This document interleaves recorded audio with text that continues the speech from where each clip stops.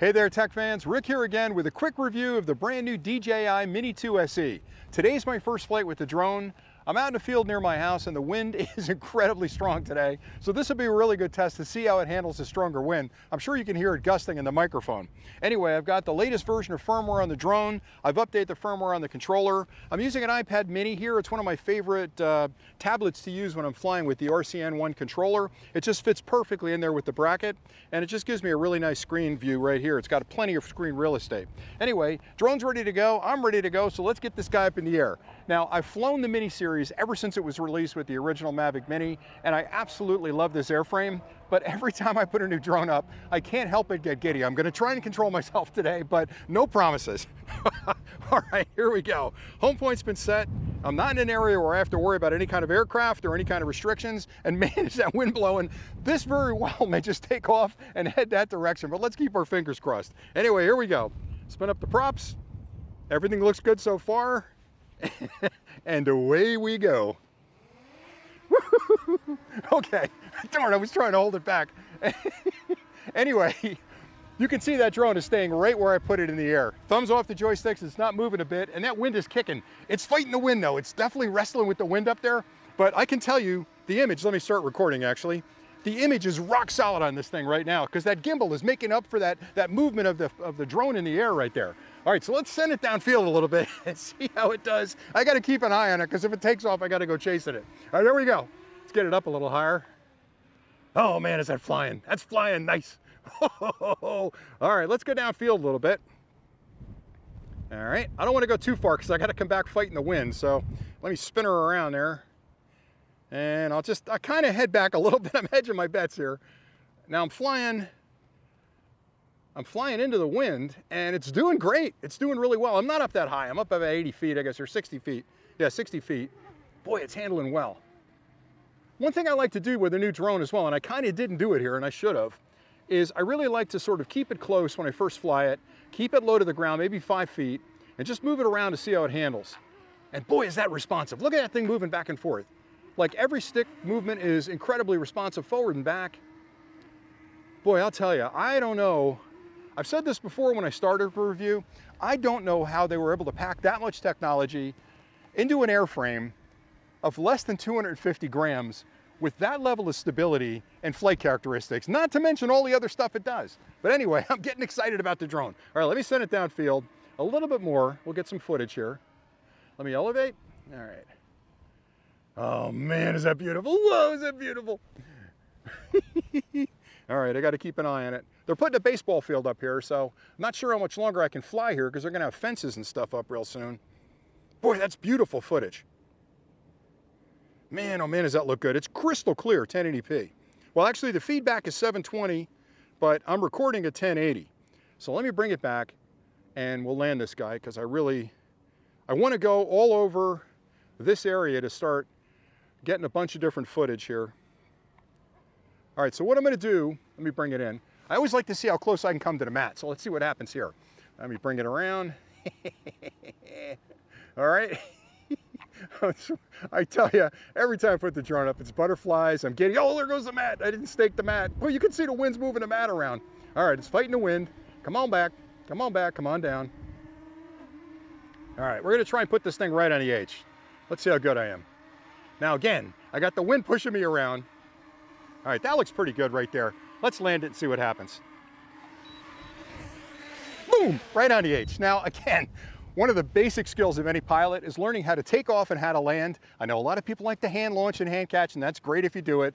But for me, that is the most basic skill a pilot can develop, is taking off properly and then landing properly as well. Because you never know, you might be out in a boat someday and you've got to land it on the front of the boat, or you're on a mountain and you got to land it someplace scary. But anyway, I love this drone. I got to be honest, I think it's phenomenal. So let's see how well it flies at other areas around the state, because I'm going to head down to the shore.